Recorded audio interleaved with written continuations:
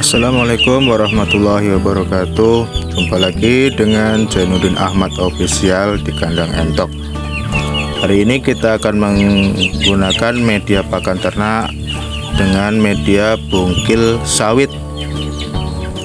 Bungkil sawit merupakan salah satu bahan pembuat pakan ternak kita agar lebih jos mantap, karena dalam bungkil sawit terdapat kandungan protein kasar 16,3%, kecernaannya itu sekitar 67%, serat kasar sampai 37%. Caranya yaitu kita rendam lalu kita tiriskan bungkil sawit kita agar nanti lebih lunak, karena biasanya kita dapat itu lebih kering.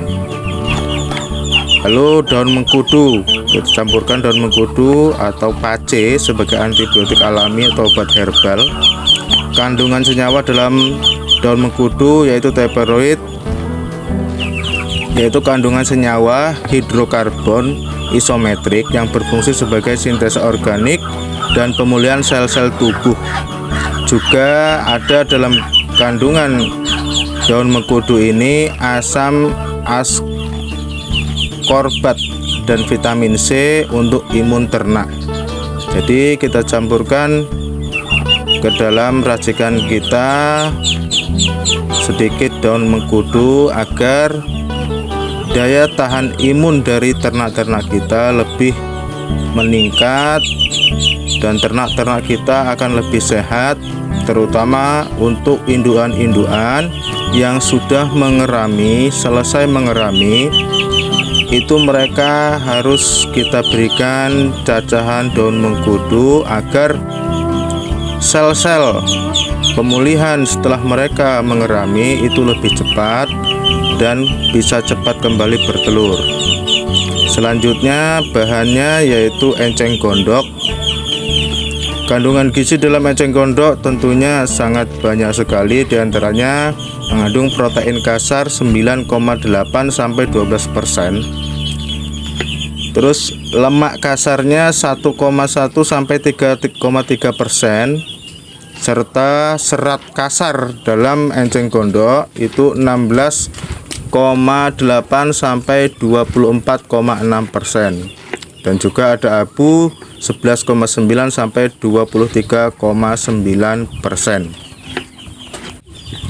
Tumbuhan enceng gondok atau Echernia crassipes merupakan tumbuhan menaun yang tumbuh mengapung di atas air, mengandung banyak kadar air dan dapat berakar dasar perairan bila tempat tumbuhnya itu dangkal. Ini banyak tersebar di Indonesia dan merupakan salah satu jenis gulma air yang perkembangannya sangat cepat dan mempunyai daya penyesuaian yang cukup tinggi. Kandungan nilai gizi dari enceng gondok atau Echernia crassipes yaitu kandungan protein kasarnya mencakup 9,8 sampai 12%.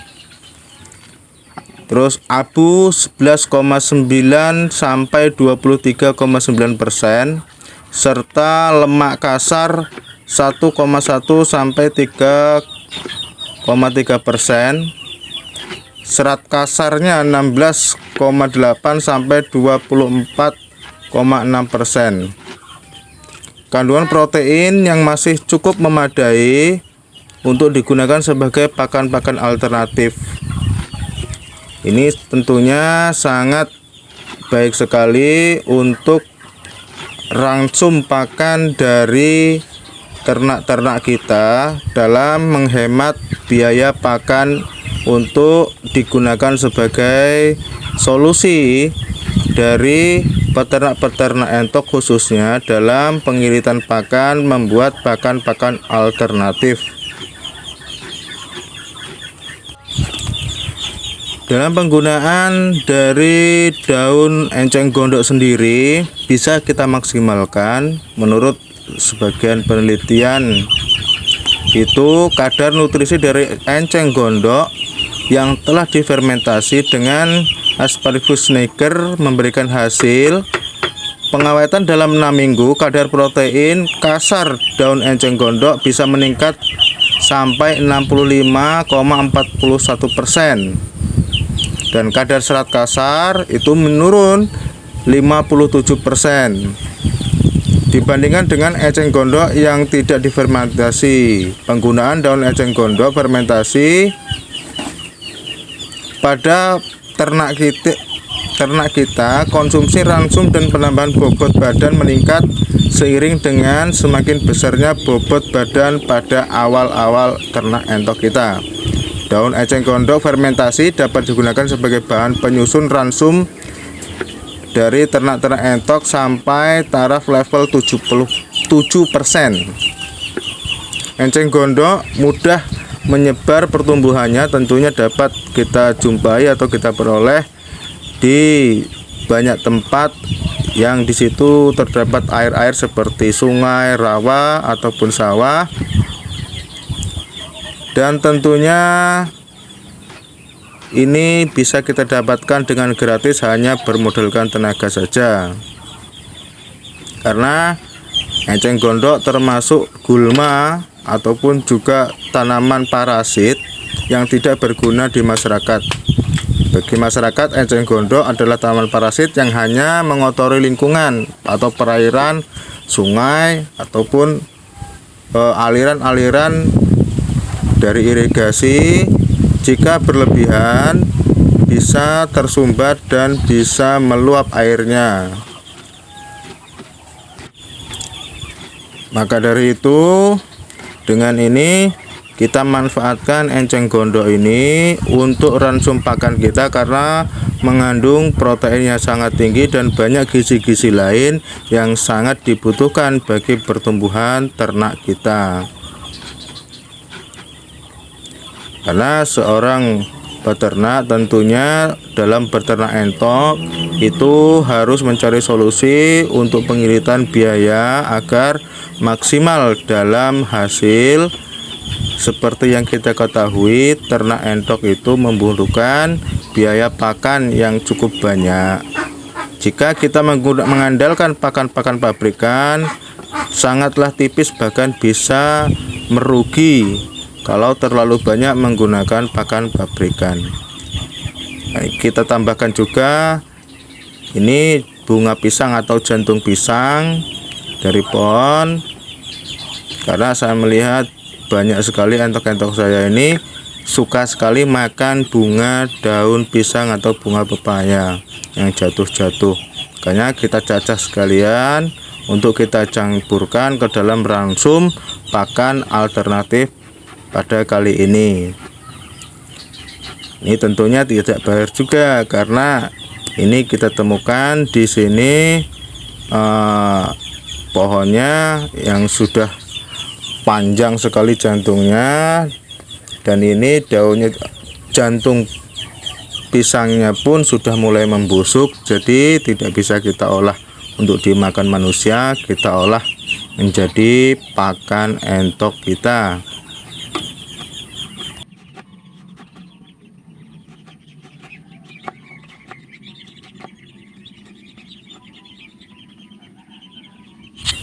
Sebenarnya dalam budidaya ataupun ternak entok tidaklah serumit apa yang dibayangkan ataupun apa yang diceritakan,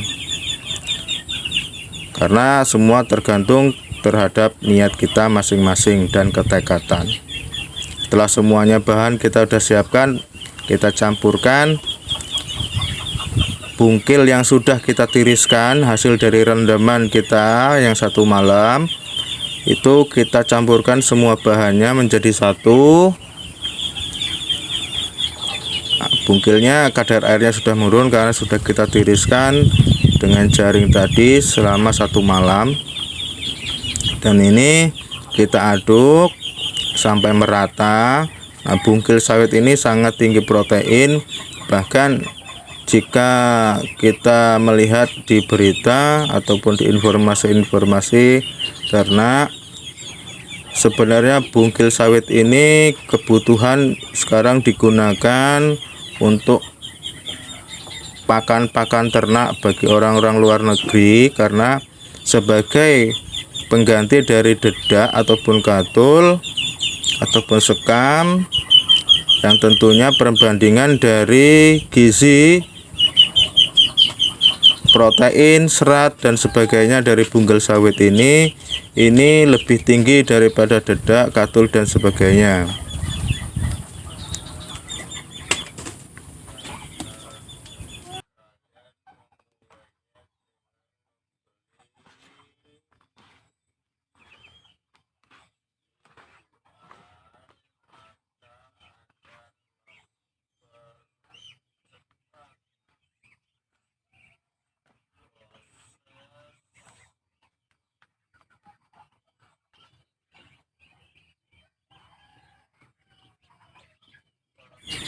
Ini dia hasil dari pencampuran bahan-bahan tadi. Setelah kita campurkan semuanya, hasilnya seperti ini.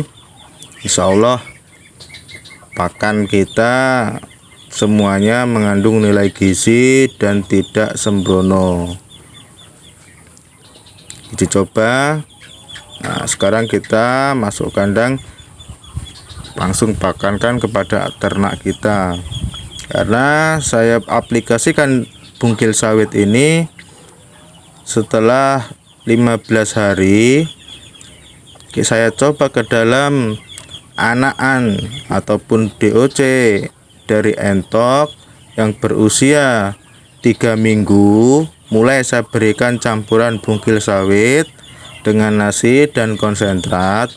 Bobot badan ataupun berat badannya itu jauh lebih meningkat daripada hanya kita berikan langsung dari konsentrat, pabrikan dan dedak. Makanya saya lebih tertarik, saya campurkan bungkil sawit ini ke dalam pakan ternak saya. Dan ini sebagian indukan yang hasil setelah mereka mengerami tentunya membutuhkan banyak sekali konsentrat ataupun hijauan, bahkan pakan-pakan yang mengandung imun. Itu saya campurkan juga bungkil sawit untuk mengembalikan protein dalam tubuh agar bobotnya juga bertambah dan masa mereka untuk produksi itu lebih cepat, sehingga menghasilkan dari telur-telur yang fertil dan juga tentunya nanti berdampak pada hasil dari DOE yang mereka tetaskan. Pak. Sekian dari saya, sedikit tentang kandang entok saya dalam meracik pakan kali ini. Semoga sinopsis dari pakan-pakan ternak entok ini dapat menginspirasi para peternak-peternak yang lain agar dapat menghemat dari kos pakan ternak entoknya, sehingga mendapatkan hasil yang lebih dari hasil ternaknya, keuntungan yang lebih besar dengan modal yang sangat irit sekali. Sekian, kurang lebihnya mohon maaf. Jika ada kesalahan dalam pembuatan video, silahkan cantumkan dalam komentar. Jangan lupa dukung terus channel kami, like, komen, dan subscribe.